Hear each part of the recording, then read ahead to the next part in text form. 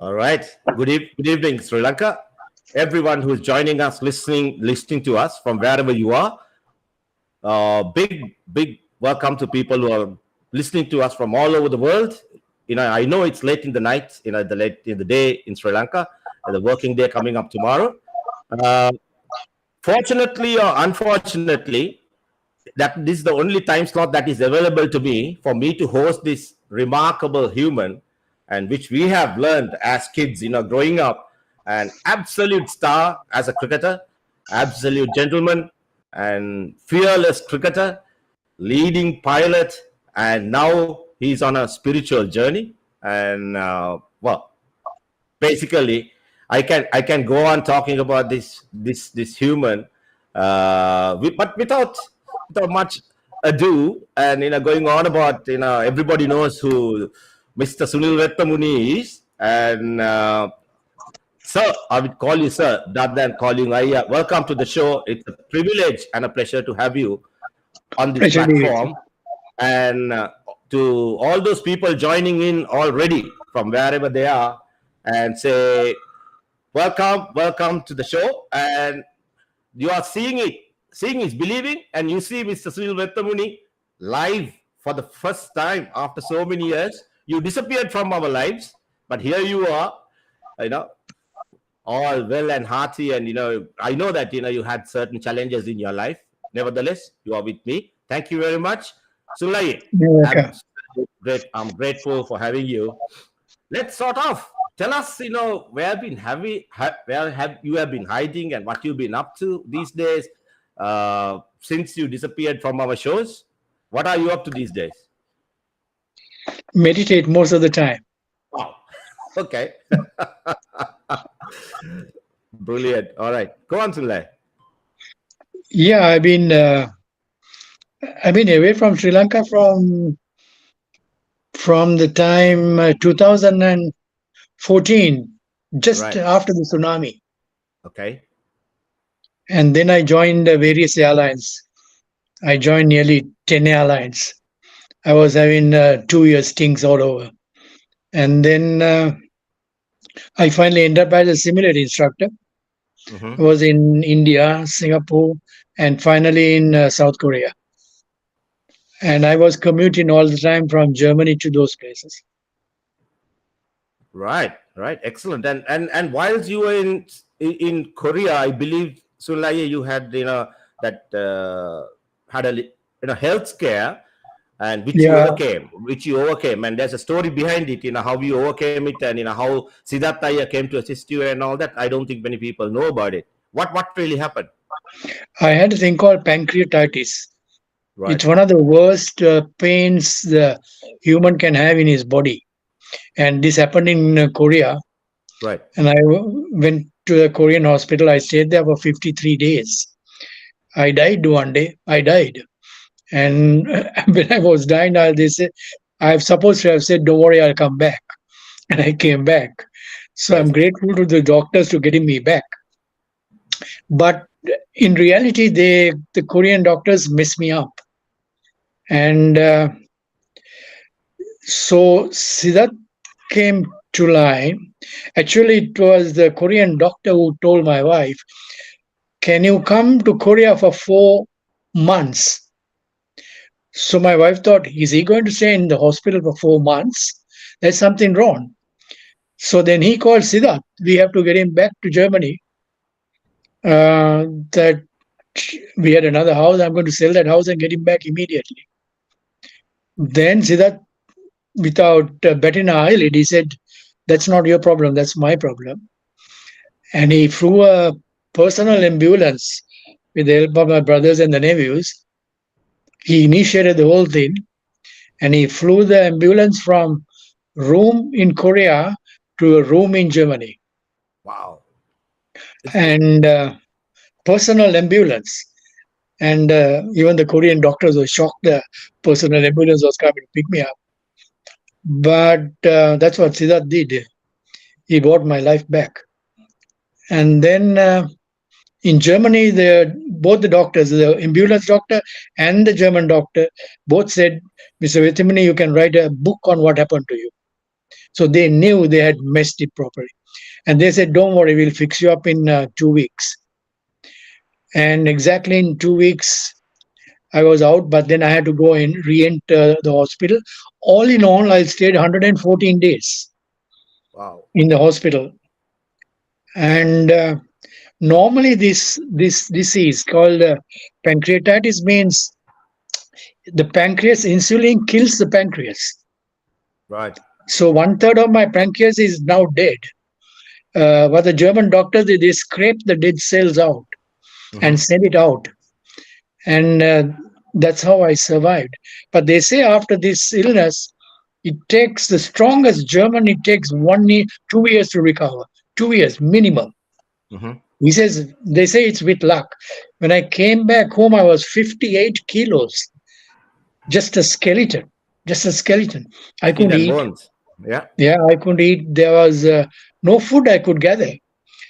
I mean, my son took leave. He's a physiotherapist. So he took leave to look after me. But he wants me to eat. But I said, I can't eat. There's no taste. So much of antibiotics have gone into my body. I survived in the hospital through meditation most of the time. My mind used to just renounce the body. At times I used to hope that when they anesthetized me, I used to hope that I won't come back again. But I came back every time. So, but I had the strength in my mind because of the meditation. And then I recovered. But after 1 year, I was flying back again to Sri Lanka. And the German doctors here couldn't believe it. They still don't believe how I did it. But some say I had a strong immune system. But I say it's meditation, nothing else. Amazing story, Sunil. So, Sunil, you're talking about, you mentioned the fact that you almost died. You're talking about it's like a near-death experience. Is that what you're talking about? No, I passed away. I passed out. My pulse went to, blood pressure dropped to 60. And pulse stopped beating and I just passed off. Wow. Yeah. And that moment I have supposed to have said, don't worry, I come back. Whom did you mention this to? To the nurses there. And there was a Korean girl who was a daughter of a friend of mine who rented our house in Sri Lanka. Right. So they were family friends. The daughter could speak good English where she went to school with my son. Okay. And she was a translator. So when I told them, they all laughed. When I came back, and can you believe in 3 days I left the intensive care? 2 days after I passed off, I left the intensive care. Wow. Yeah, so they think something wrong with this human being. I think it's just nothing. It's just a meditation which kept me alive. Wow, that's amazing, Sunil. Before we go on to that, more in depth, that you talk about the spiritual journey which you have embarked upon, and you were always very charismatic. That's a very, I know they say that one of the most stylish players the Ananda College ever produced, and you went on to captain the school. You opened batting, and your whole family you come from a family of some brilliant cricketers. I think except Ranjan, everybody else played cricket.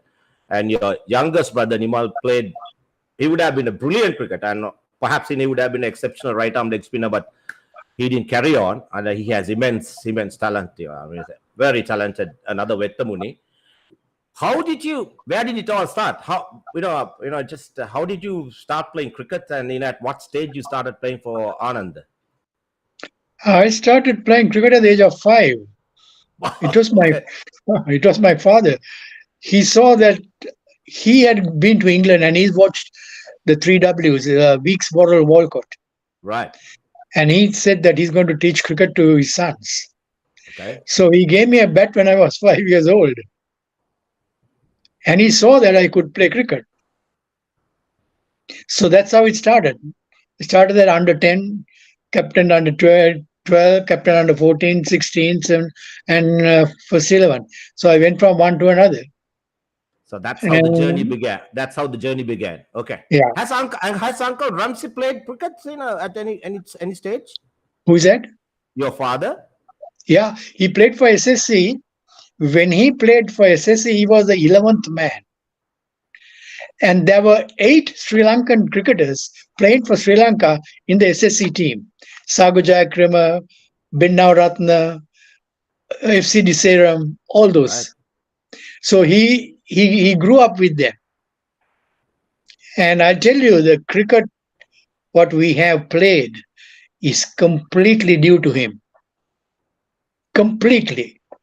Because can you imagine the first internet ever in Sri Lanka was built by him in I had Castle no clue. Street. In Castle Street. The health And grounds, the health grounds internet. health ground, correct.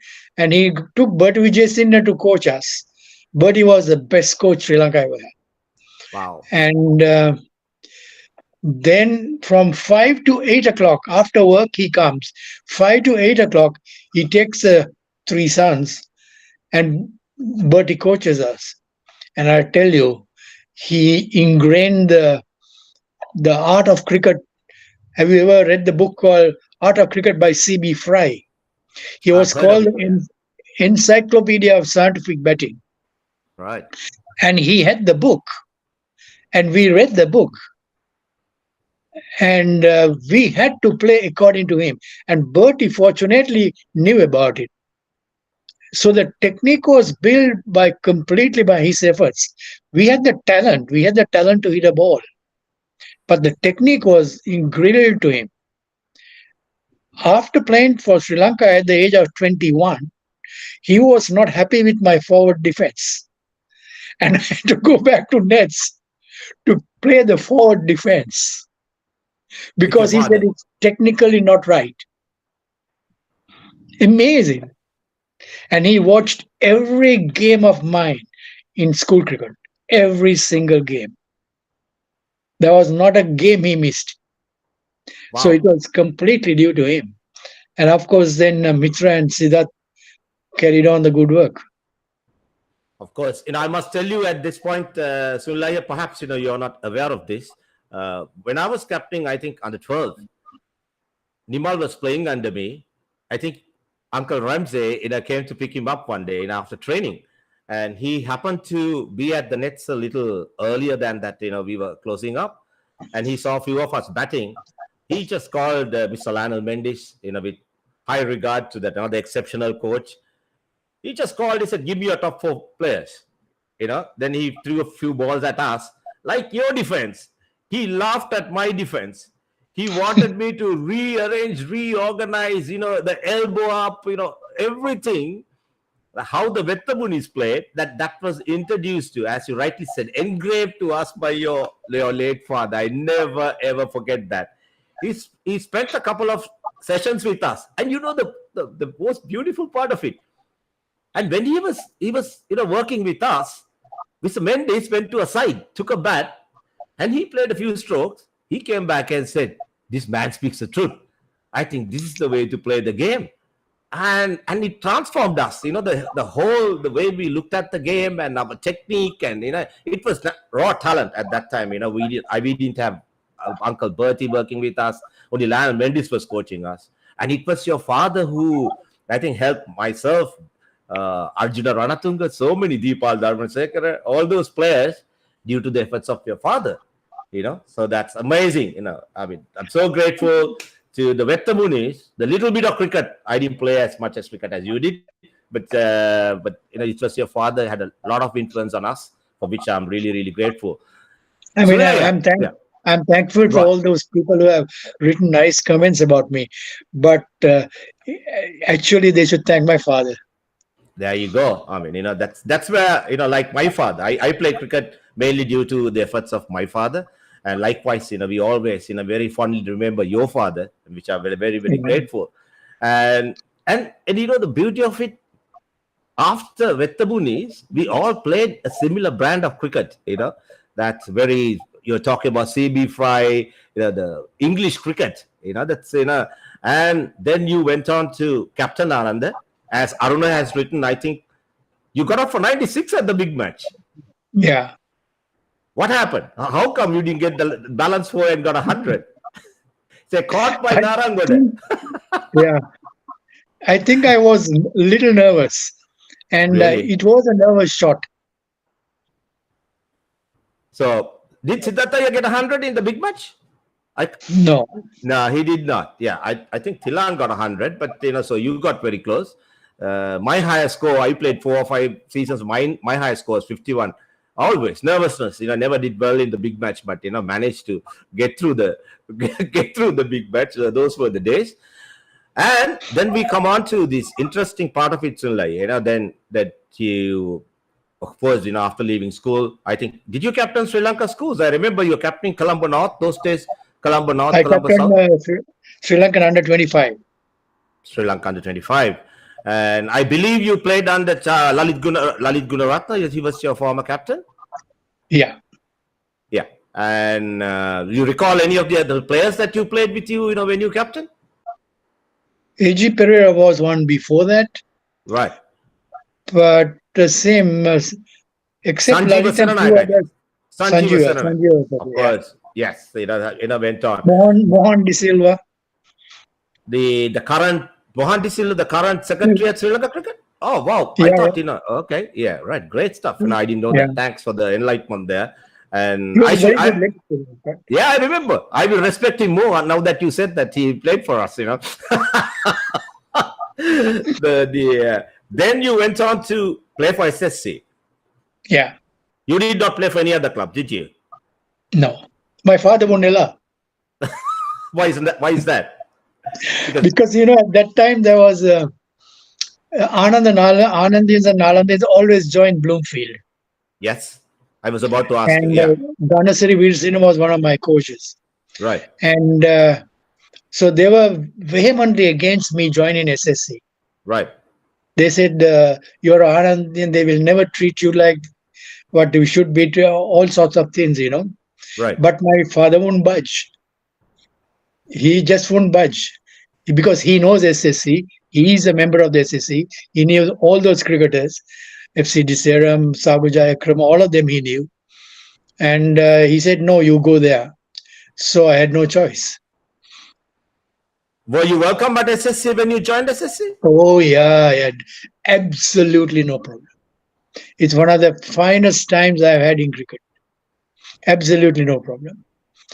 And there was nothing like Anand the Royalies. We were just one team, You know the reason why I asked you that question, because there is a bit of the people still talk about good old days.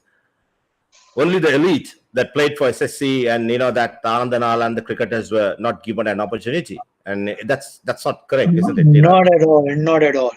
In fact, when I left, we had more Anandians than Royalists, and there's only one Royalist, I think, Jantakuda Hetty and Jagat Fernando. 2 Royalists, that's all, and the rest of us are Anandians sometimes. Right.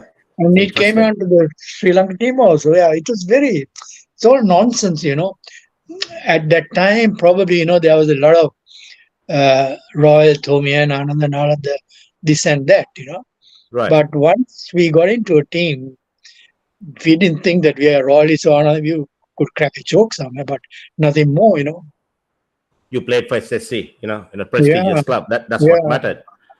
And so, go on. Okay, sorry. And I was the youngest SSC captain. Wow. SSC had one of the finest ways of selecting a captain at that time. Okay. It's always the outgoing captain who selects the incoming captain. Really? I didn't know that. What a tradition. There was no voting. Absolutely, there was no voting.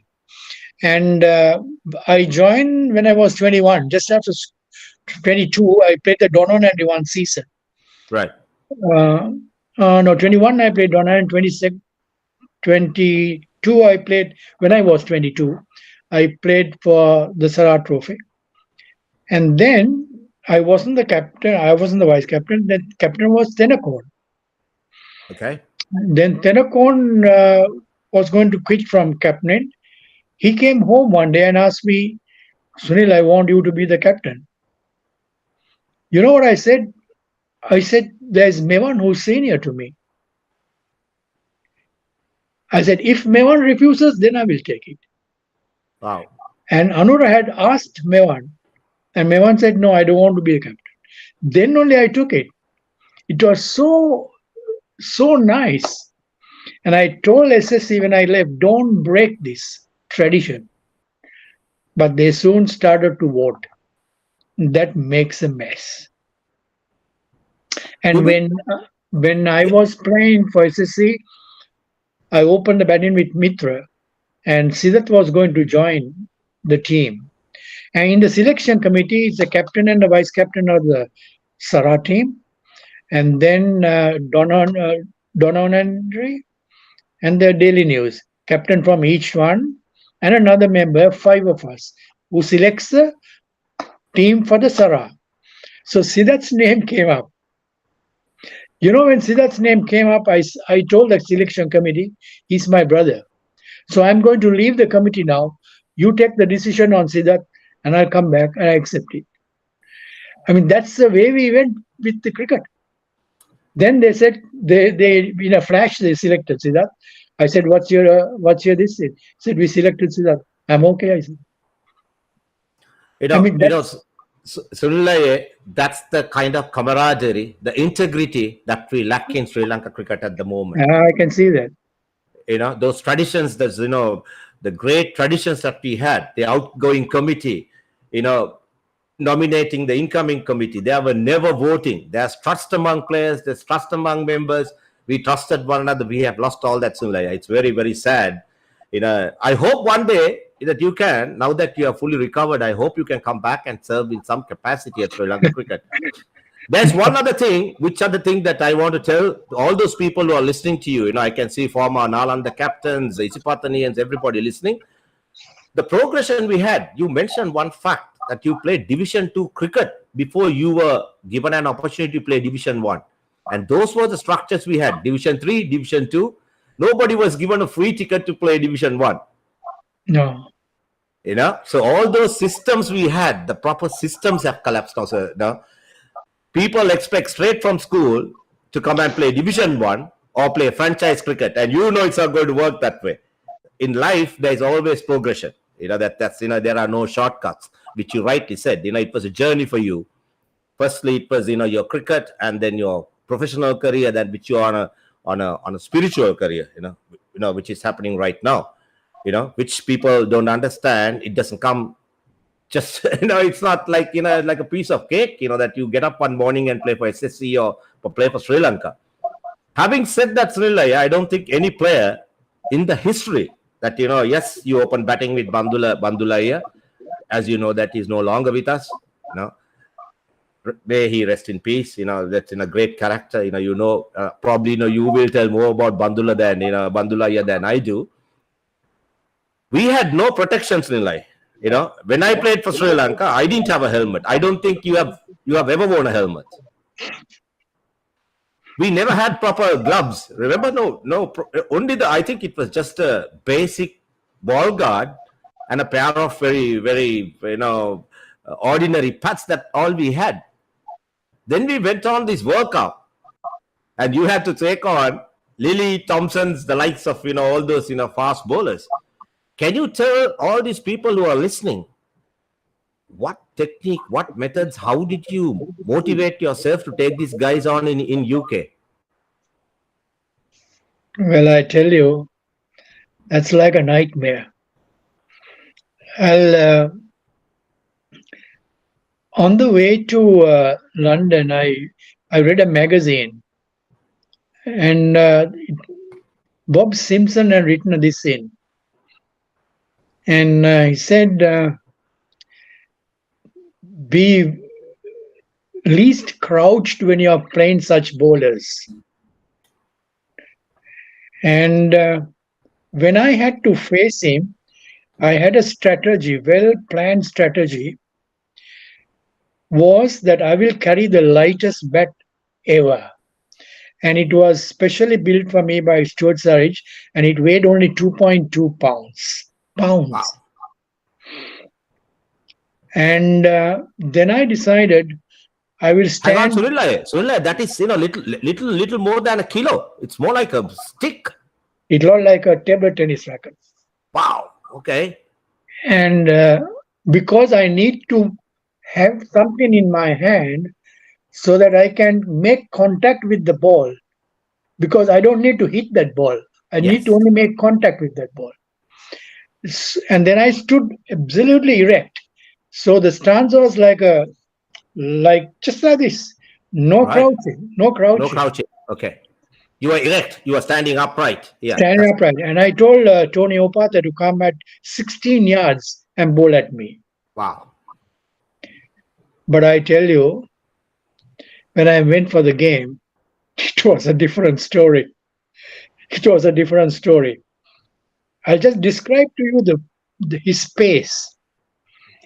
I used to ask Siddharth, tell me how fast or who we are for. He said it's very fast, but he could never give me an answer to match my answer. I'll give you an example. We both stay 300 meters away from a railway track, Right. and this train passes at 60 miles per hour, and we see every carriage, right? Right. Now this train increases the speed to 300 miles per hour. Now we don't see the carriages much because the speed is so much. Because of the speed. Yes. Yeah. Now you increase the speed to 1000. What do you say now? Just a line. Line. But we are standing 300 meters away and we see a line. That's the train. Swish, it passes.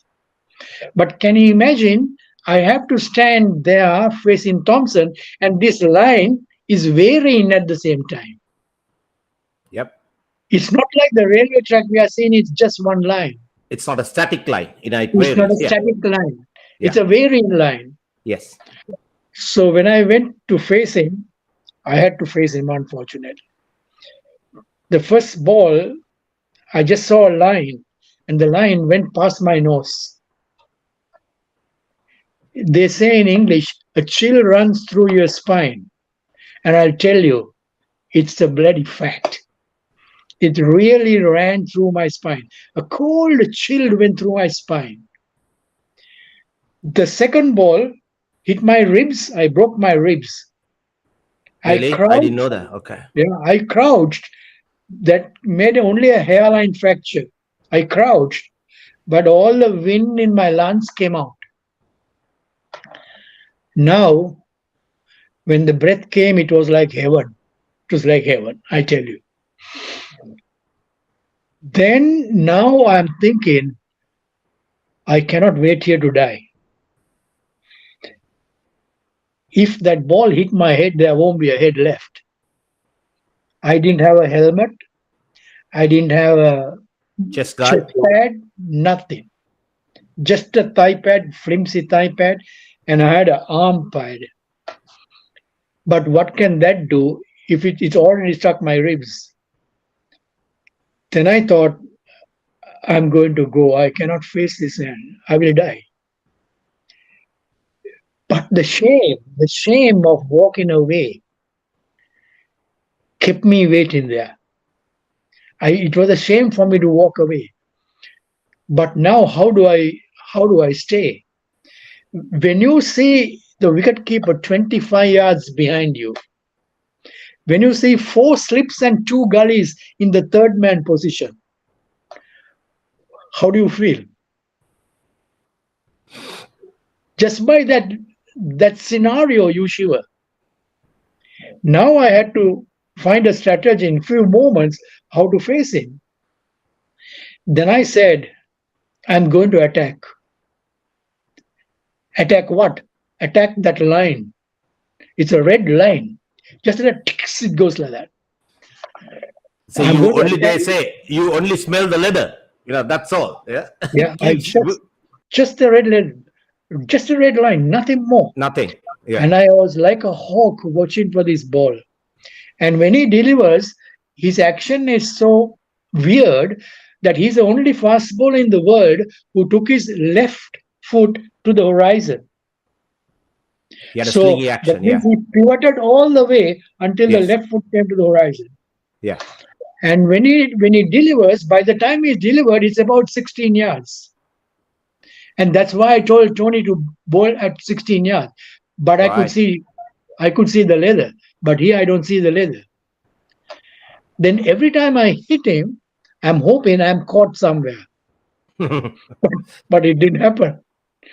And Thompson had come lately for a dinner hosted by Sri Lankans in Australia, and they asked about this match, and he had said, "Man, he couldn't mention my name. He can't remember." There was a guy. He said, "I tried hard. Every time I bowled faster, all I saw was ball hitting the fence. Even by the time he recovered, it has hit the fence." Can you imagine how fast it all went? The faster he bowled, the harder you hit. And they Faster, say, harder it went. yeah. And when I was 32 not out, the Australians cheered me into the pavilion. That's at tea time. But then I had to face him again. And myself and Dulip, when he went out our line, we took the liberty of crashing on the others. So we were 153 for 2, I think, with 28 more overs to go to get 150 runs. This was nothing for us. And then Chappell didn't know what to do. And he had told Thompson, send him away any way you like. Wow. And Lily had spoken to him, and Lily said, "Man, this guy, if he stays another half an hour, he gets his century. You got to send him home some way. I don't know how." And what really happened was, I think Anura came to bat. Oh no, Dulip came to bat. The first ball Dulip faced, it hit the hardest part of the skull, and it bounced 35 yards in front. Charith, I can still recollect that noise of his nut. Boom, like that. And Dulip swaggered and fell. And I ran to him, and when they lifted him, his face was on the ground, on the ground, flat on the ground. When I lifted him, I saw his black lips chalk white and shivering. I thought he's gone. I really thought he's gone. And then he was taken. That's the time I started to shiver. Because now, not only I had to face him, I was thinking of Dulip. Then Anura came to bat. Can you imagine a batsman like Anura, a world-class player? He comes to bat, he's on his crease, Thompson bowls, Marsh collects the ball, Anura has not even lifted his bat. Anura never saw that ball. The second one, he lifted the bat inside edge 4 runs. I start to really, really shiver now. Somehow I crossed to the other side. That's the time he sent 2 Yorkers at me, one after the other. I don't know how he does that, but he sends 2 Yorkers which hit my instep, and the second one hit my toe, and I was out of the ground. It was a nightmare I'll never forget. And I was hit once on my inner thigh, once on my hip, once on my chest. But I stood there. I won't go now.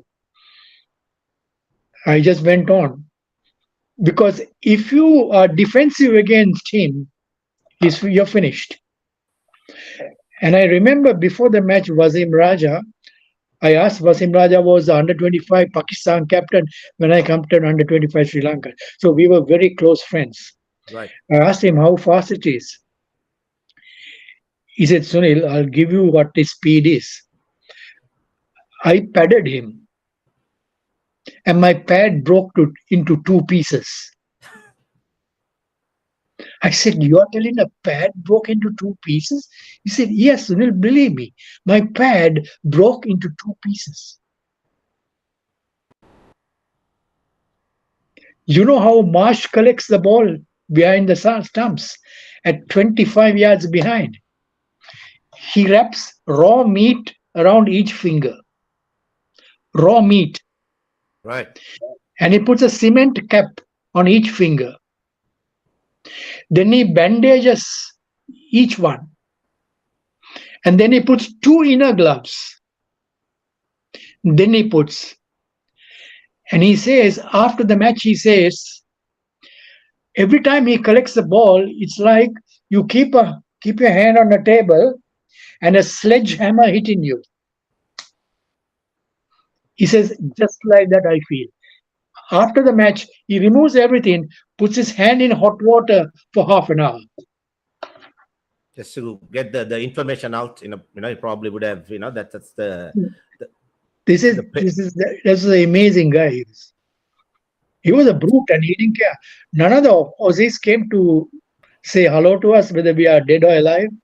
None of them came. None of them came. When you said that, there's a very interesting story which was related to me by Dulipaya some time back.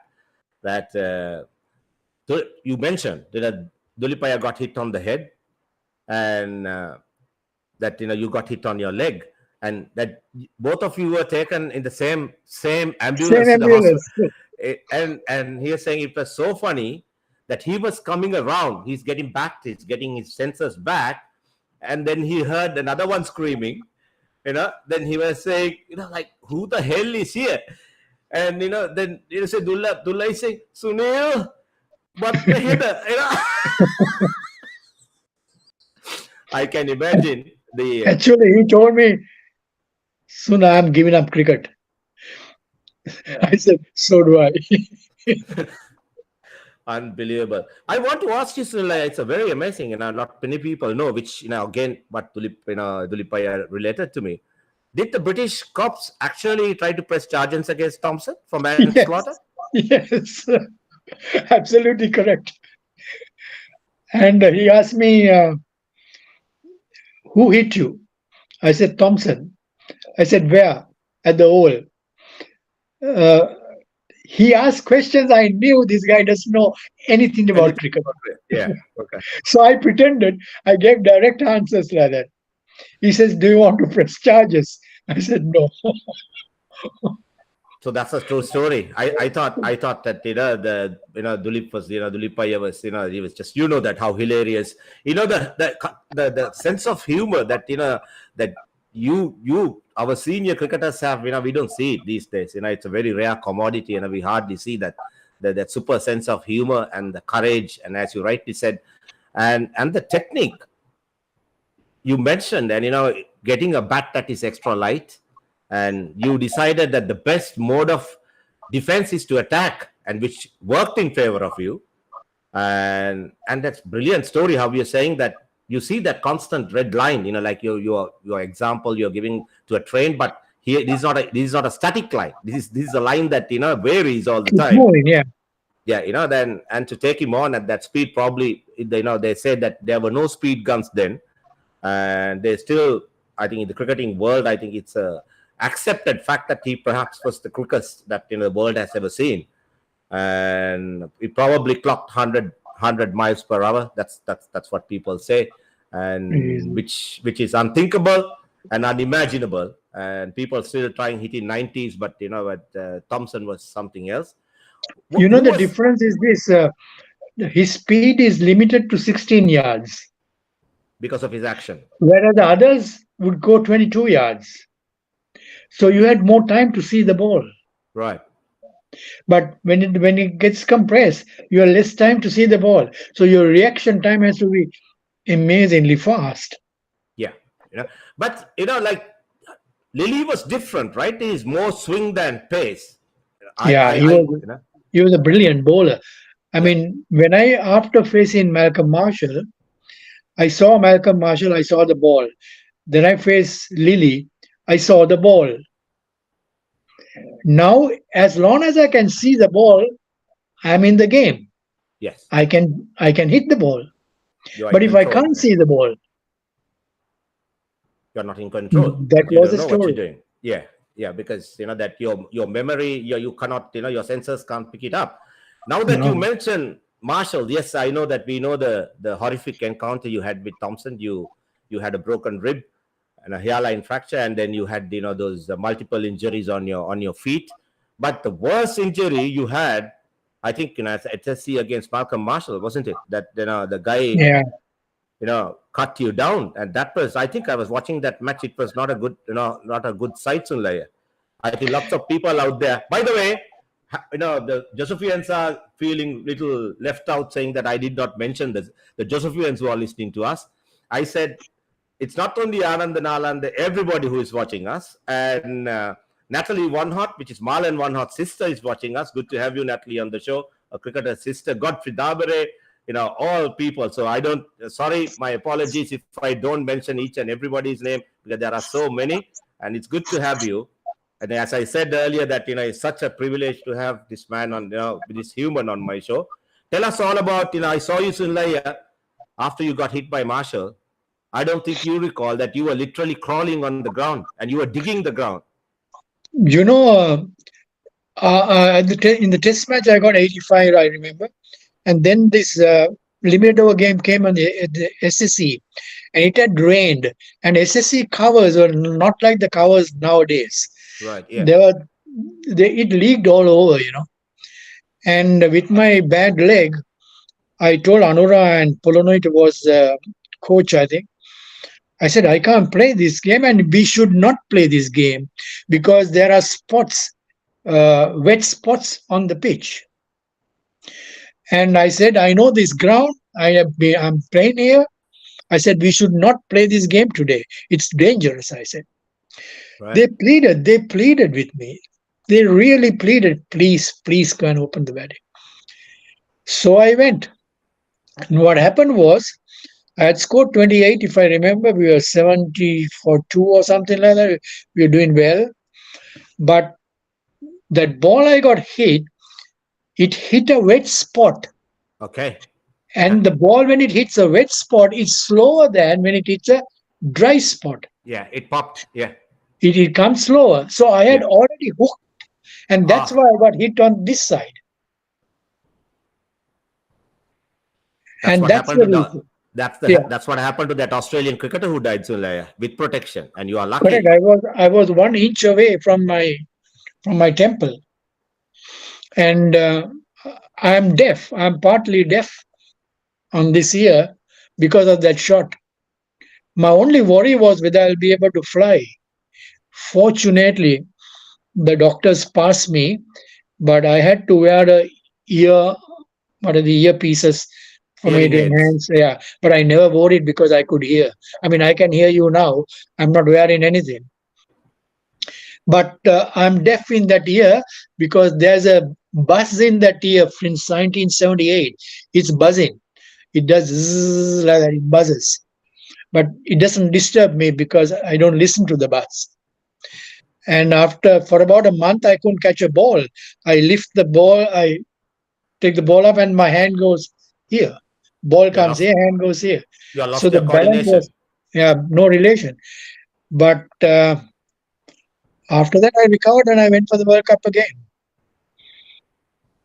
It wasn't an intentional bounce that hit you. So you reckon it just the ball, that was the awkward bounce off the pitch, which you hooked and it eventually got you. Okay. All right. Because if it was the normal one, it would have hit me on this side, which is as a right hander, I'll be on this side. Yeah. But I had already turned my head, finishing the hook shot, and hit me on the other one because it bounced slower. Right. Very, very interesting. And Malcolm Marshall, I was in the hospital. He came and sat on my bed, And he said, how are you, man? Very nice guys, That's the difference between the Aussies and the West Indies. Wow. Huge statement. They were, that, unfortunately, even great Malcolm Marshall is no longer with us. And you're fortunate that you're still with us, and we are grateful that that I'm having this chat to you. How do you reckon those that Marshall, Roberts, those guys, compared to the Aussie fast bowlers? How do you rate them? It just pace, bounce, or Aussie is a combination No, of both? they're equally good in their own Own way. variations. They're equally good in their own variations. Like Lily was he could swing in and out regularly. Malcolm Marshall was deceptive. Andy Roberts was brutally fast. Yeah. And so they're all excellent bowlers. I mean, Unique in their own way. yeah, their own way. Going back to that World Cup match, Sunil, after you and Dulipaya got injured, we had to play a few more games in the qualifying matches, right? Yeah. Did we have enough batters in the squad to No, complete the tour? they took Thompson off, and for our batsman, once Thompson is off, others are not a problem. Lily is not a Yeah, problem. You can see the ball. as you said, that Mallet, then there's Ashley Mallet off spinner. I mean, you could toy with them once you face Thompson. The tension is gone in you, and when And the if batsmen are relaxed, they play better.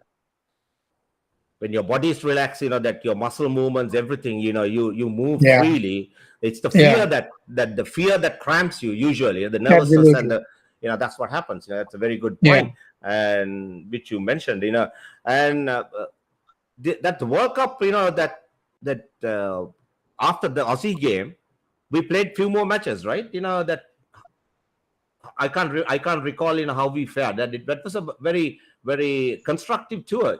I guess you did not play after the Australian match. No. You were out. Dilip was out. Yeah. Then the next World Cup was 1979. I played against India. Yeah. Were you getting paid at that time, Solai? Paid? Yeah, we were paid, but not the way they are paid now. Yeah, it's a minimal amount, So yeah, you I think in a World Cup, everybody gets the same amount. That's your daily allowances. Yeah, like a daily allowance or whatever. Yeah, right. And so now this is a fact that not many people knew about it. You mentioned it. I was going to ask you about the injury that you sustained after getting hit by Marshall, and you said that to date you are partially deaf in that year, and it almost cost your career. My next question to you, lots of young people who are asking, how did you manage to balance two demanding careers at the same time, being a top pilot and a top cricketer? How did you manage to do that?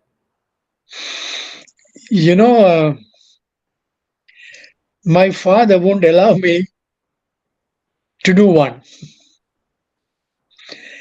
He said, if you do a job, you play cricket. If you're my son, you'll do both. So one thing good for us was at that time, if you're a national cricketer, you are given national leave, and the company you're employed has to give you full pay. Yes, I recall that. Yes. Yeah. So we could do that. We could do both. There you go. Okay. I think that rule is still there. Well, it's this at the discretion of the management. If you are national duty, I think you are entitled for your pay as well as whatever that given by Sri Lanka Cricket. It's there. Yeah. Right. Yeah. Okay. So that's we move away from cricket, and By the way, the fastest ball I faced in Sri Lanka. Guess by whom? Kehelgamu? Huh? Mr. Kehelgamu? Who? TB Kehelgamu? No. You'll be surprised. Who were the other quicks, that during your time? I'm just trying to. Dennis Chamugam? No. Sylvester Dias? No. Mewan? No. It was Vinodhan John. Yeah, he was quick. He has hit me, boss. I'm telling you, only time I got hit was, off Vinodhan John. And, if you recall, you have given up cricket then.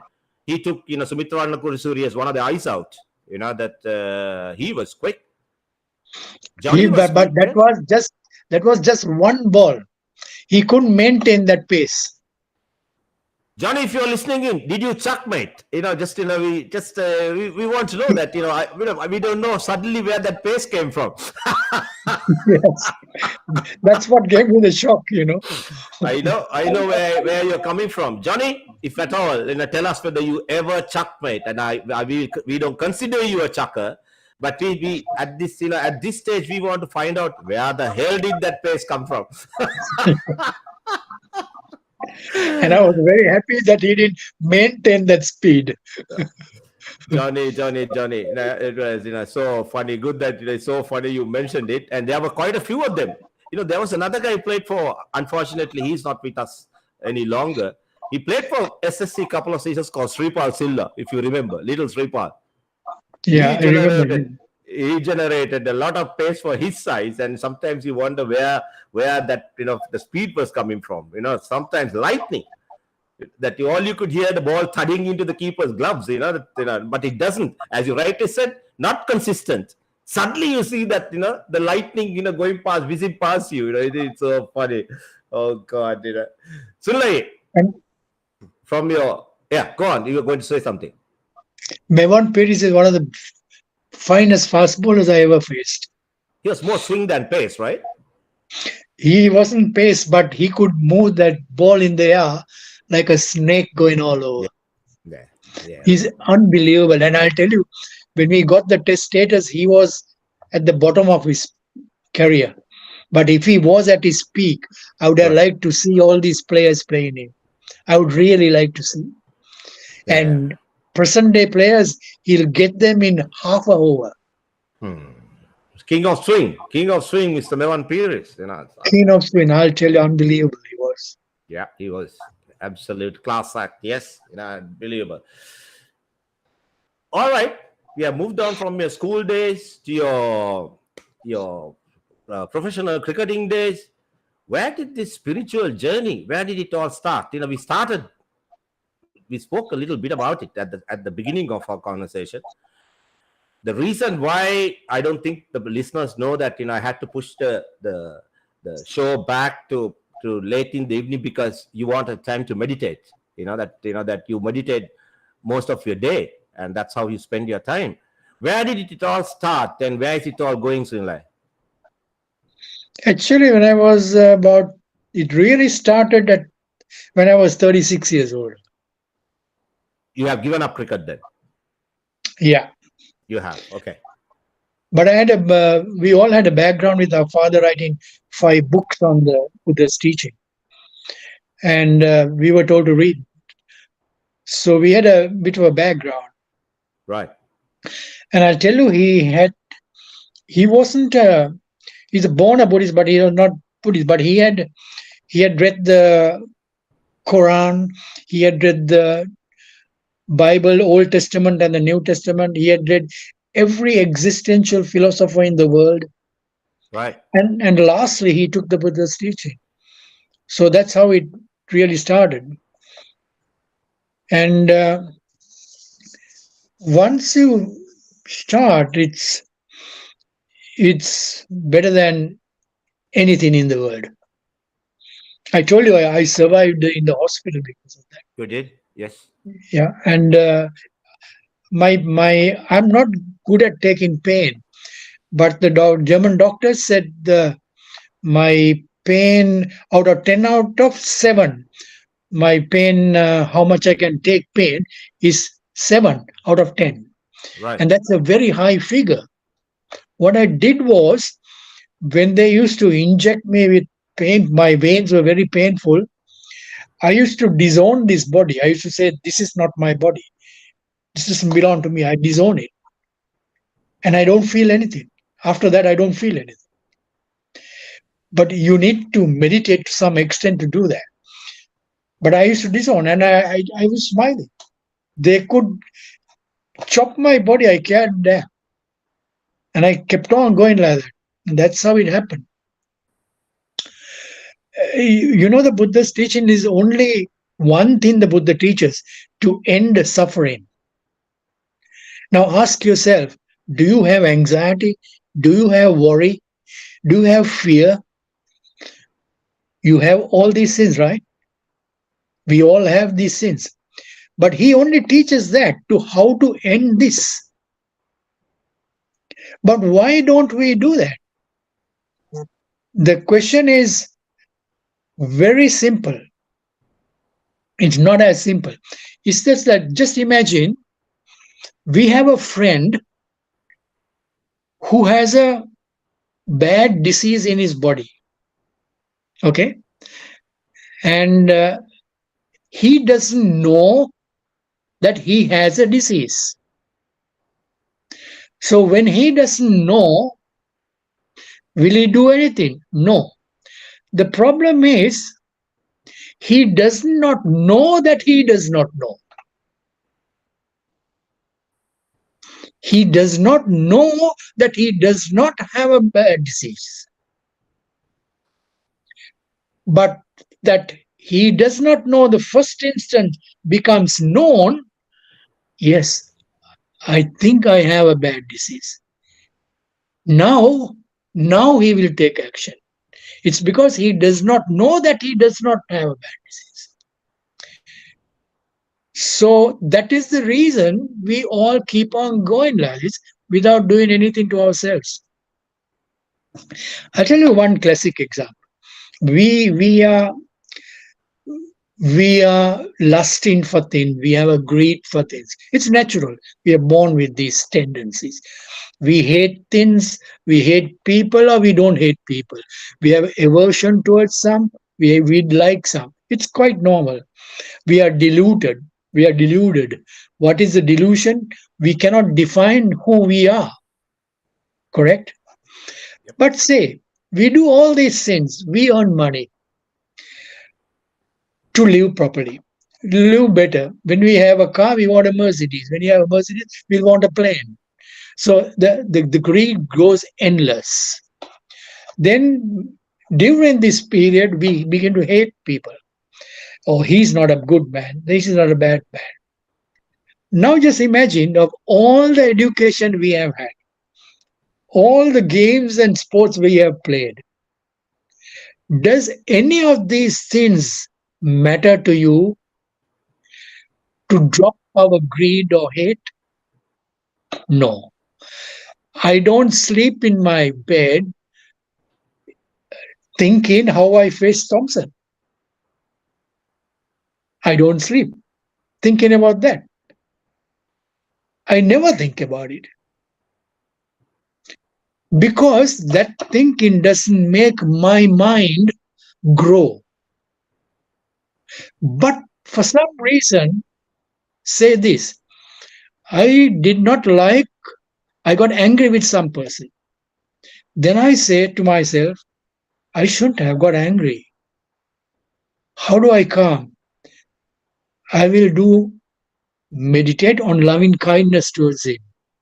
Now I develop loving kindness because I don't want aversion towards that person or any person in the world or even an animal. Now I develop that. Now, does that state of mind grow or doesn't grow? It grows. That's good. And that state of mind is healthy or not healthy? It's a It's healthy mind. healthy. Yeah. It's healthy.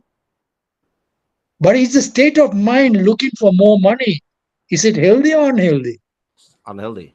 Unhealthy. So that's the reason. So people don't know that they don't know that this is happening to them. So if they get to know, then they will say, I must do something about it. Who had said about it? That's why my father read all the books. And he took me to his library one day and he said, you see this part of the wall? All books all over the wall? He says, don't read them. I read them for you. There's nothing you can take from them, but read this side. So that's the reason. And I tell you, it was also, we were going like this. Then you meet a teacher who can impart things to you. And some say, how do we find a teacher? I'll tell you, It's not how we find a teacher. It's how you think brings the teacher to you. It's like two magnets. They say birds of a feather flock together. Oh, yeah. So it's a magnetism between your desire and the person who can give you that desirous thing. So the teacher comes to you, you'll find the teacher. But the problem is people don't have it in their mind. So we were inbred. I mean, Siddharth meditates every day. Every day. So do I. Without that is a day lost for us. And it doesn't mean that you can do this job, attain to whatever you want by meditating 1 or 2 or no. It has to be 24/7, and you begin to like it. You begin to like it. My discussion with you on this podcast is out of sheer compassion and hoping that it is going to be the last ever. Because I don't watch cricket even. So why should I talk cricket? I don't watch cricket. A long time back, when I was flying, I didn't watch. When I used to come for the flight, the purser, when I climbed the stairs, the purser asked me, "Captain, what's the score?" I said, "What score?" He didn't know that I didn't know the score. I said, "I don't need any more." I never bought newspapers home. Never. Why? The reason was, if I open the front page, 300 dead. If I open the last page, Sri Lanka lost. If I open the middle page, it's all junk. So why should I get my head junked early in the morning? Now I can read a newspaper, I only read headlines. If ever but here I don't have a newspaper, there I don't have a newspaper. In this world, Charith, you keep one ear open, you will get all the news. You walk on the street with one ear open, you'll get all the news. And you don't need any of these news. I went out of all WhatsApp groups and I told them, don't send me political or cricket. I'm not interested anymore. They cannot do anything to my mind. Whether it's my mind or your mind or another mind, they cannot do anything other than get more and more worse things, adulterate in your purity of your own mind. It just adulterates you. So that's the reason I don't do anything. It bores me now to the extent it's so boring. But if you get on to it, it's magic.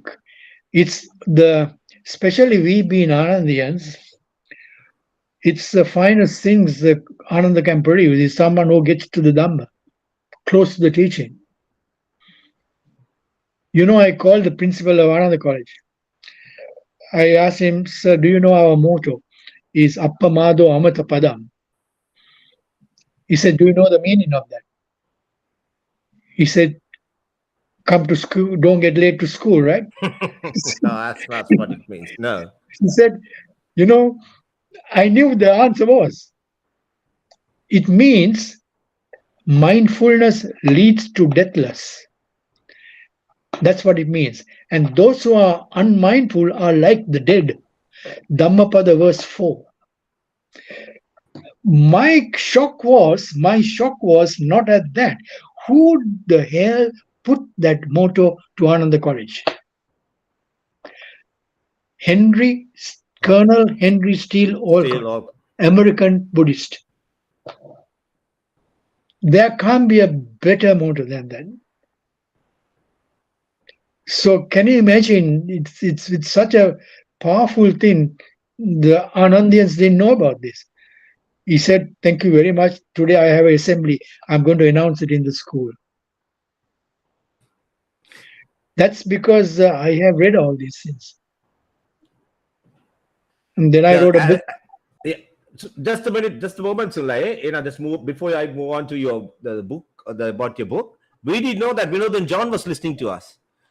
Who's Good to that? have Johnny. Johnny was listening to every word you said. He said, I'm loving this. And then someone said, He, hey, Johnny, now we know how you bowl quick, you bugger. Yeah. Oh, it's brilliant. Absolutely brilliant. I mean, it's good to have. And USC Pereira says his, regards to you, Sulaya.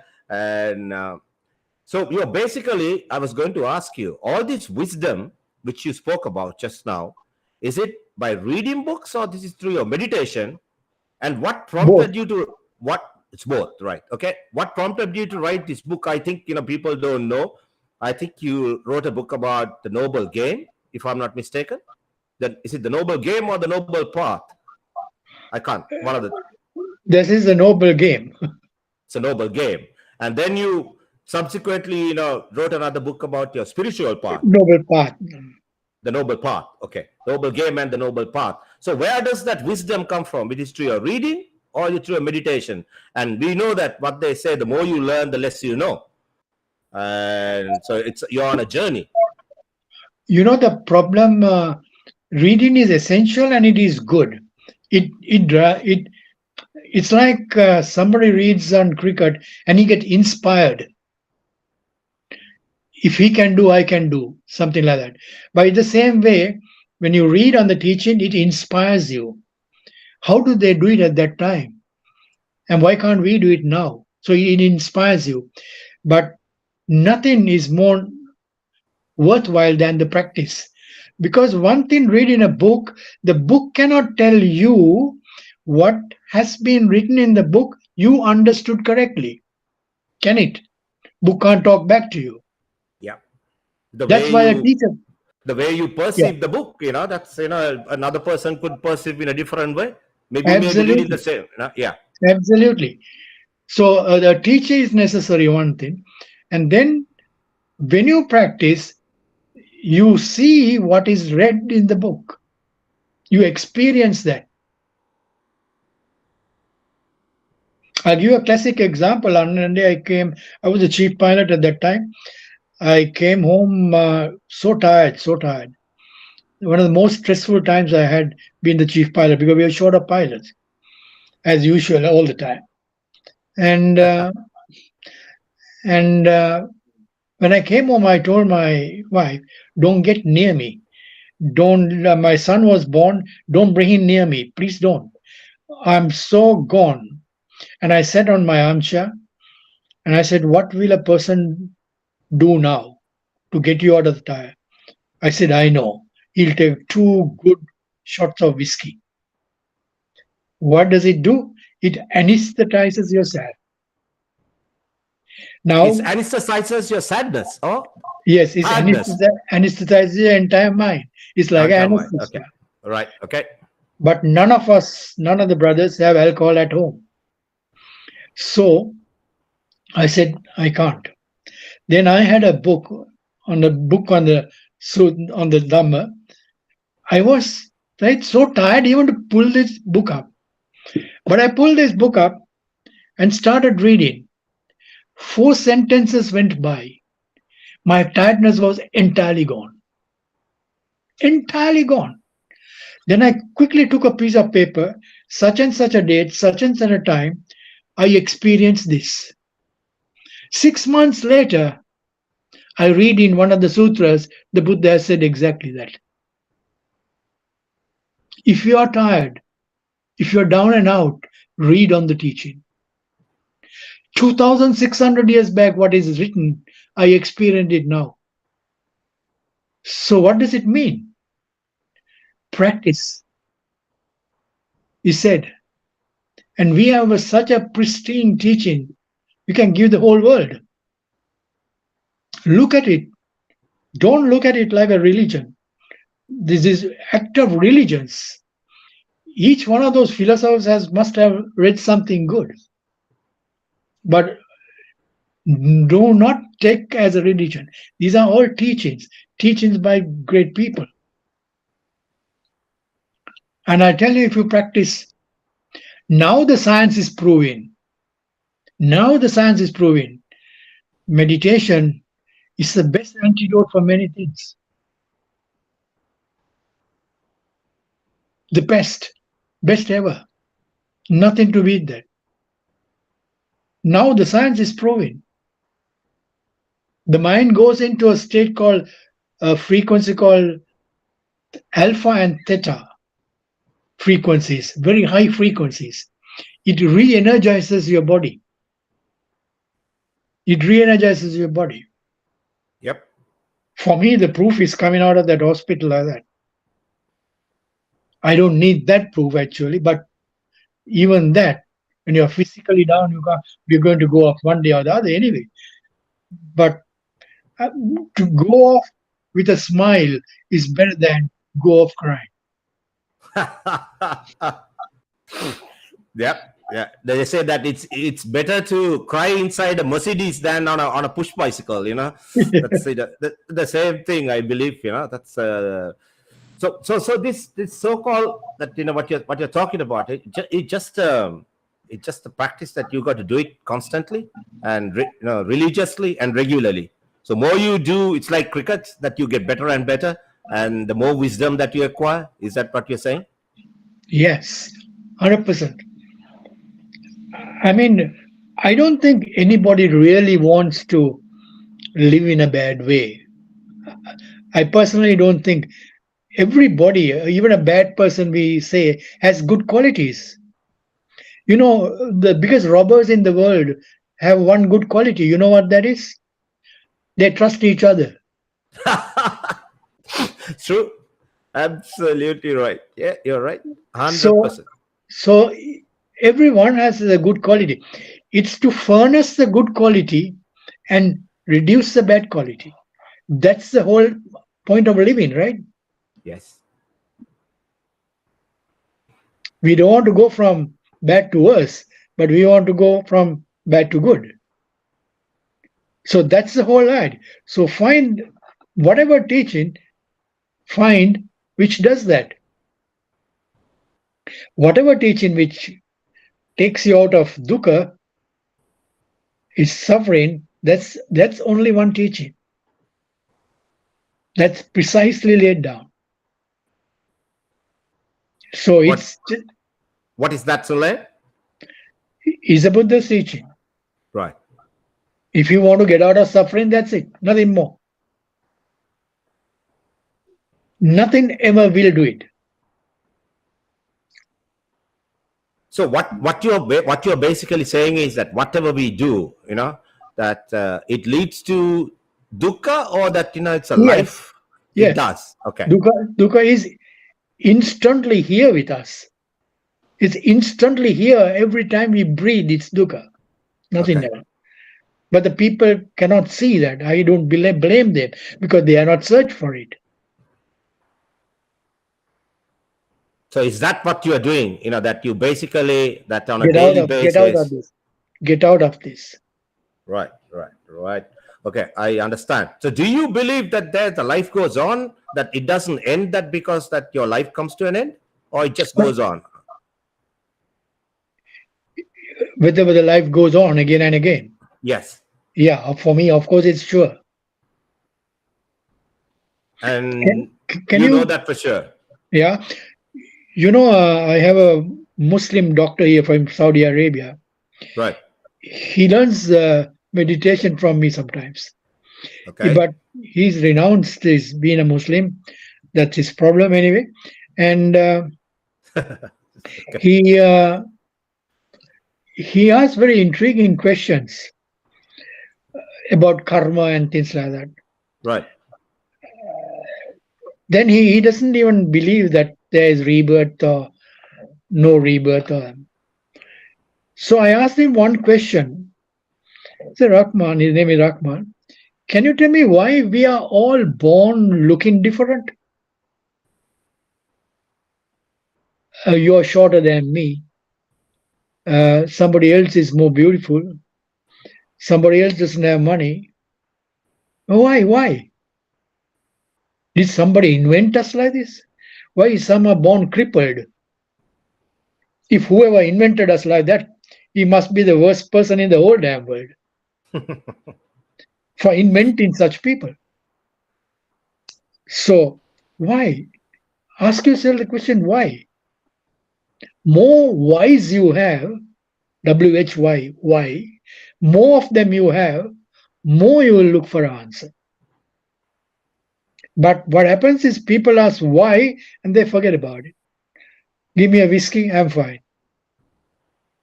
Let's go to the. And I tell you, I have danced enough in my life. Enough to say enough. But I mean, still dance now. Yeah. But enough to say enough. So But- I've been very diplomatic and very pragmatic about the whole thing. I didn't put you on a spot, but there's someone has written to me just now. Please ask Sunil his dancing days at Air Ceylon. I never asked you that question. It's that apparently you are a brilliant dancer during your Air Ceylon days. You just said it. I didn't ask you. I won the school's dancing championship also. Wow, you're the ultimate all-rounder. Okay. I don't know, but what is good for me is that nothing affects me now. Good. What I've done doesn't affect me.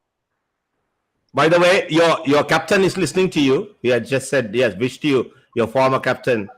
And yes, he had said, so good seeing you and, in the most stylish player I have seen in my entire lifetime. Yeah. Proud of you, Sunil, that says. And Aruna, just saying, if you can tell me what's the first step of meditation, please. If you want to start, just do meditation on loving kindness. That means you wish goodwill to everybody, everyone, including animals.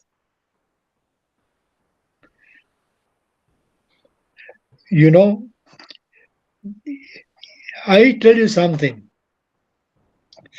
If you and I do bad, if the payment comes immediately, if we kill a person, we end up in jail, right? Yep. But without being put to jail, if we also get killed at the same time, or if we rob, we also get robbed at the same. If bounces back at you. If it happens, do you think we will need a police force? Do you think we will need a government? If we do good, every time we do good, good happens to us. Do you think we need anybody in this world to control us? No. But why do we need? Because that action we do is not seen being repaid at the same time. Therefore, we need a police. Therefore, we need a government. I ask the same question. My doctor, he kills rats. He has another house in Austria. And he took me there and he showed me the big garden. He said, the rats are eating my trees. So I put rat traps and kill them. I said, don't put rat traps. Don't kill them. Don't touch them. They need to live too. How do they know it's your tree? They don't know it's your tree. They know it's a tree. But they need to live. But don't kill them. Please don't. It'll pay back on you. See what happened. 2 months back, he was gardening in Germany at his home. What the rats have done is, if this is a tree, they dig the bottom of the root and they go dig in and they hide. They hide there. For winter, they wait there. And what happens, this tree doesn't stand because this side is all gone. So the tree bends and it destroys the tree. He stood on a ladder, four-legged ladder, to cut something on his fence. And one of the ladder legs sank into the ground. Mm-hmm. he fell and he broke his leg into 2 pieces. When he told me how it happened, he said the one of the legs went into the soft ground, exactly what the rats are doing. Then I said, do you see any similarity here? And now still he has had 3 operations and still in crutches. He's beginning to believe. He's beginning to believe every action we do has a reaction. Instant karma. Karma. And it follows like your own shadow. So I never. That shot of Malcolm Marshall was my karma. Why do you think that? Why do you think, Because yeah. You remember those air rifles we had when we were young? Air rifles with a small pellet-like thing? Yep. Yes, I do. So the friend of mine gave me air rifle. So we shoot, but nothing gets shot, right? But one day I kept the gun on top of a shoulder of a friend of mine and aimed at a wire, and a Gekrula came and landed. Right. And as I aimed it, he flew off. And another bird came and landed at the same place. Right. And I just shot, knowing that this will never happen. But it shot the bird exactly there. And this bird fell exactly like a helicopter. And when I got hit, I felt like a helicopter. The helicopter was like a rotor stitched inside my brain. I felt exactly like that. So you believe the 2 incidents were connected? That you had 100%. To pay though, and it was though it was unintentional and accidental. That's why I didn't die. Yeah. Could it be because in your subconscious that you still talk about it today, that what you project may be happening to you? Just like if you talk about energies, I'm just asking you, Sunil, just like because I'm not as spiritual as you are. Only when it happened, I recalled. It had to happen. I recalled. And my pancreatitis was caused by gallbladder stones. Yep, I was going to ask. That's also the same thing. I threw sand at my servant girls while she was eating. Wow. For many years, when I used to eat, I had sand in my plate. And I asked others, not sand, stones. I asked others, do you have stones in your plate? No, I had. This was the final payment. And it was created by gallbladder stones. I couldn't eat for 100 days. I was on drip for 100 days. My father once said, I had an argument with him. He said, then I went to play a match, SSC match. I started to get fever. I started to vomit. I quickly came into the dressing room. I went to the toilet. I was vomiting this way and that way, both ways. I was so gone, I had to be carried on 2 shoulders to the hospital.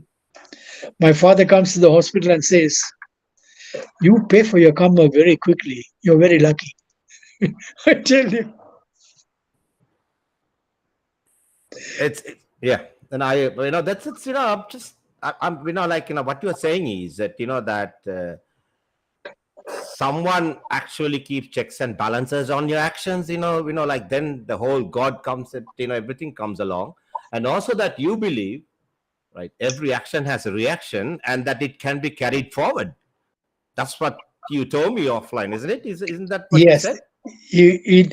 There are things which can carry forward, and if there are sometimes they call it ahosi karma. That means if you are good, it's like credit in the bank. If you have good credit, the bank manager doesn't worry about your debit. But there is a debit. But the day your credit goes down, that debit surfaces. Good example. Yeah. And the problem is, it may not come in this life. It will come in another life. Otherwise, why are people in different states? Why? Somebody invented and put them crippled, born dumb, deaf, born blind. Did someone invent them? So what was the reason behind all that?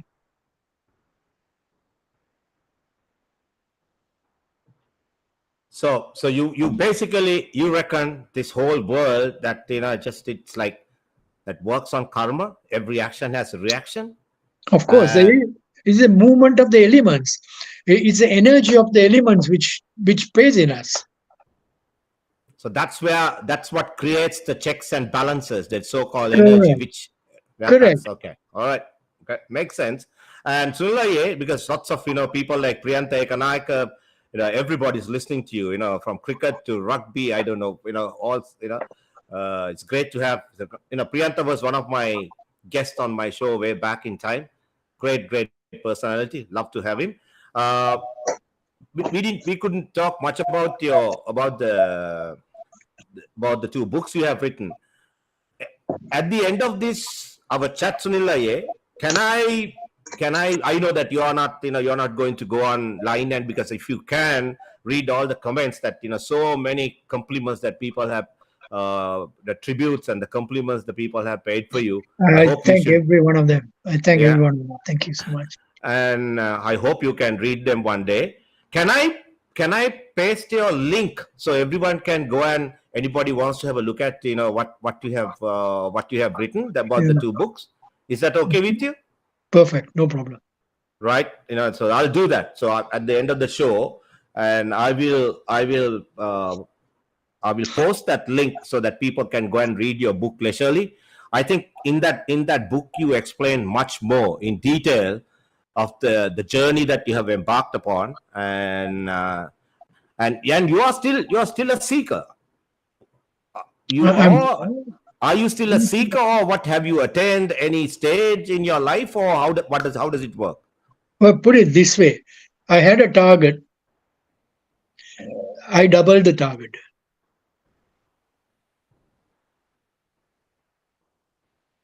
What's the target you had in mind? Yeah.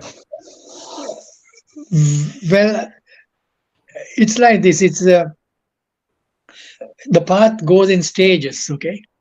Right.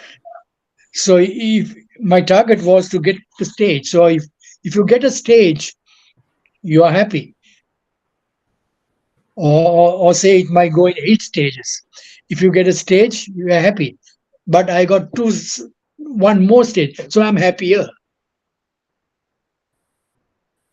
So you are saying you have achieved your targets, but that. So is that the end of it, or that there's more to it? Does it end there? No, it doesn't. No. Okay. But now the end is automatic for me. The end is automatic. What do you mean by that? Once you achieve, it's like once you. How can I give you an example? It's like you're going on a road, and there's a destination to your road. And once you enter the road, you're just going to go to the destination without any much effort. It's just like that. So the whole idea is to enter that road, enter the path. So once you enter the path, your destination is final. But the problem is for us to enter that path.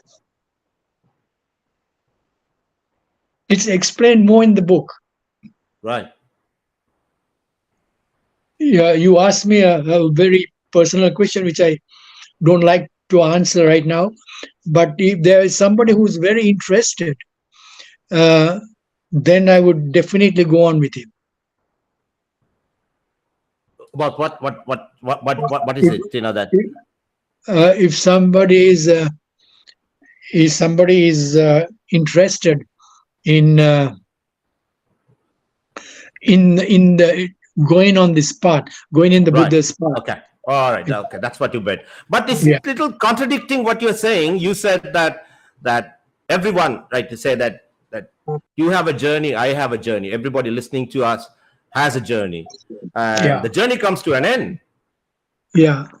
And so, how do you say that the journey never ends? That it's a little contradicting in what you say. At what point does it end? Just a minute here. We can hear you. You can hear me? Yes, I can hear you. Yes.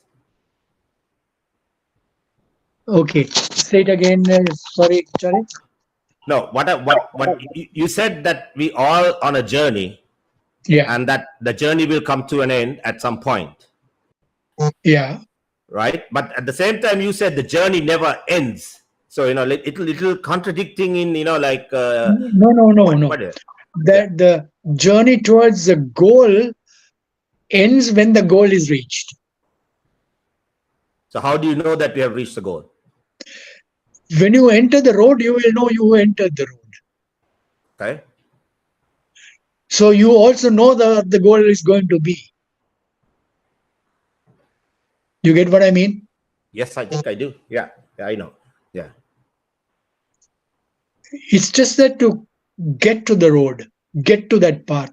Once you get to that path, you know what your end will be also. And that's what you were struggling all the time. But isn't this a path that, so let me clarify, because I can see a whole cross-section of people listening to you, your former Sri Lankan airline colleagues, Tirans, and everyone who has worked with you. And the path you're talking about, is it possible for someone to believe in any other concept, yet follow the path that you have taken? Is that possible? Of course. You see, if somebody is following one path and somebody comes and tells you follow this path, right, then he's going to follow both the paths and he's going to see which is better for him, which gives him more satisfaction, which gives him more harmony, everything in the better way. Then what will he do? Will he take this one or this one? He will take the right path. So it does not matter. Otherwise, how can people like my father's teacher was a British monk. right. He was an intelligence officer in the British Army. He was the only son of a real estate millionaire. Having gone to Oxford, gained the masters in mathematics, he comes to Sri Lanka, lives in the jungle in Boondala, and follows the path. When his mother died, the UK office phoned the Hambantota coroner and asked what to do with the money. He sent the message, tell them not to ask stupid questions. How do you think that? And he was my father's teacher. So he was not born a Buddhist. His father was in the British Army too. And when he went to India as a child, he saw a Buddha statue. And he asked, what is this person doing? He said he attained enlightenment. The word enlightenment stuck in his mind. Just one word. And at the age of 35, he writes, when they go to, he had another friend, his name was Jnana Moli, he was Jnana Veera, the monk's name, Harold Edward Musson. And he had another friend in Cambridge. He said when they went to the bar, they never thought of money because they had so much money. And he said the last drink they had was from London to New Delhi. Once he went to India, he came to Sri Lanka. If you read his writings, you'll be amazed. So what was he? He was born a Christian or a Catholic. What does it matter? My doctor is a Muslim. What does it matter? Even the Buddhism has been made as a religion. No, it's a teaching. It's a teaching how to end suffering. So if there is another teaching how to end suffering, it will meet the same teaching. There will not be two teachings. So do we suffer? Does a Muslim suffer? Does a Catholic suffer? Does a Christian suffer? We all suffer. Does a Buddhist suffer? Yeah. So if we want to end suffering, just end suffering. Find the way to end suffering. I tasted death already. I tasted death and I had no fear of that. First question my son asked when I came back home, Tati, can I ask you one question? Were you ever frightened? I said, not at all. He couldn't believe it. I said, not at all.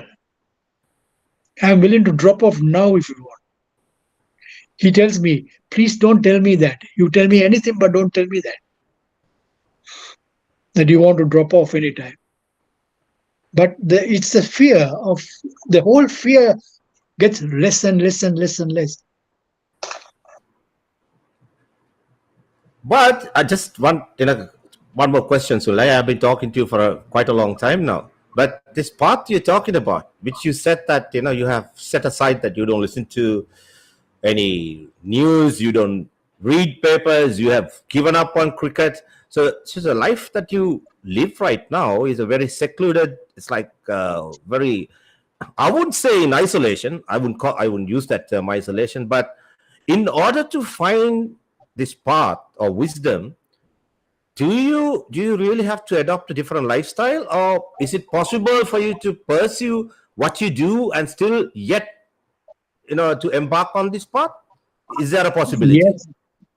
Siddharth has embarked on this path. Right. And what is he's doing a normal life. He plays golf.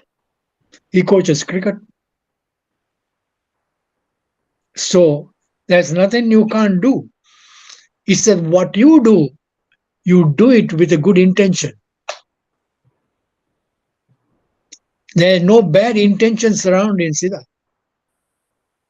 Absolutely nothing.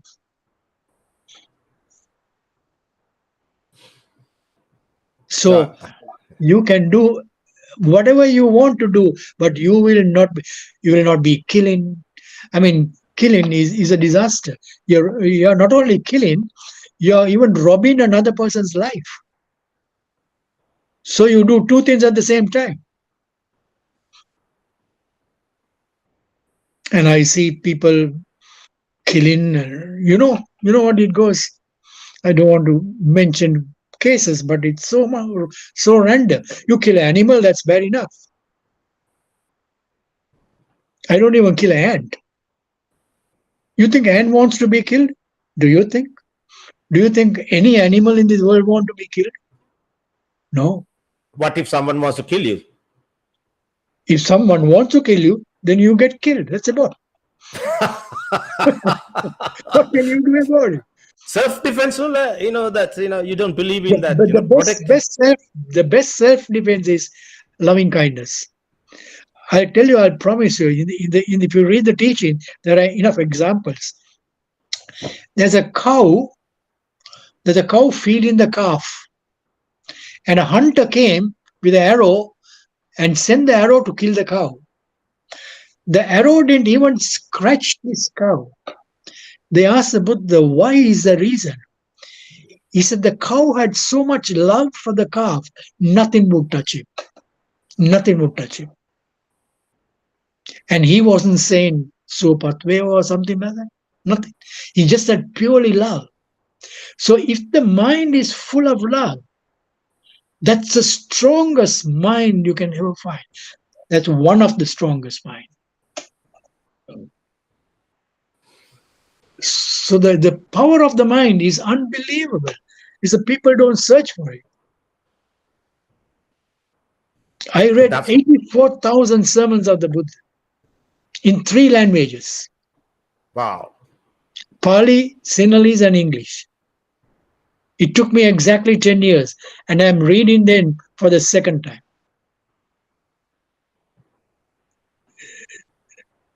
So why? Nobody wants to get killed. Animals, they don't want to get killed. We all like kindness. We all like love. Can you be without love? No. Can you be without kindness? No. This is a brutal world. But people kill and kill and kill for nothing. They rob. They lie.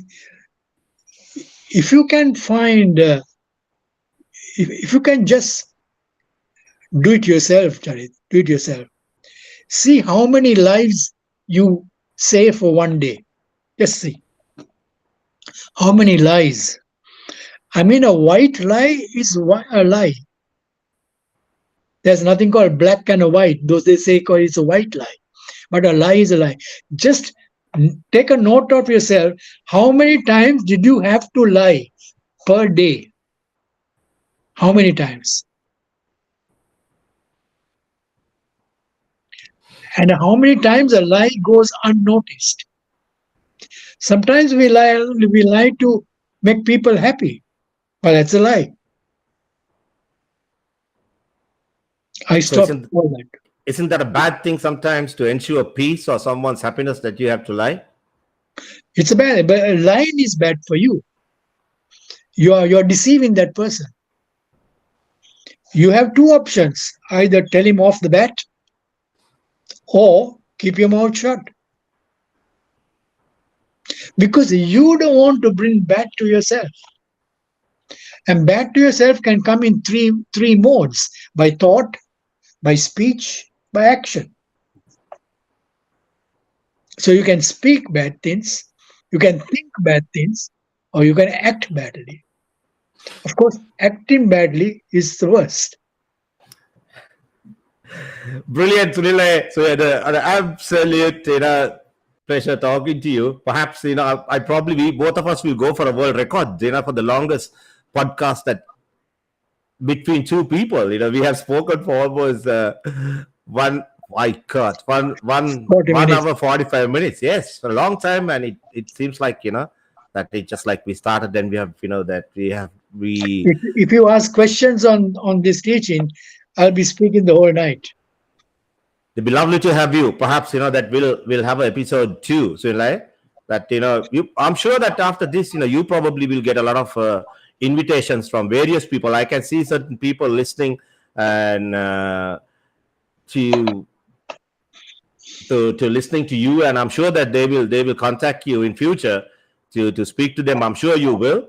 And they can always email me at any time on this topic. Right. That'd be brilliant. And I hope this will be the last time I ever spoke cricket. No, I mean, the things you said, probably the people have never heard of. That little things that that how you face Thompson fearlessly, and the technique that you used, and the preparation that you did, and those are untold stories, and which we will treasure and we'll carry to our grave. That until the day we die. And so big thank you to everyone who joined us, and for people to sit and listen to our 1 hour 45 minutes. That has to be a good show. So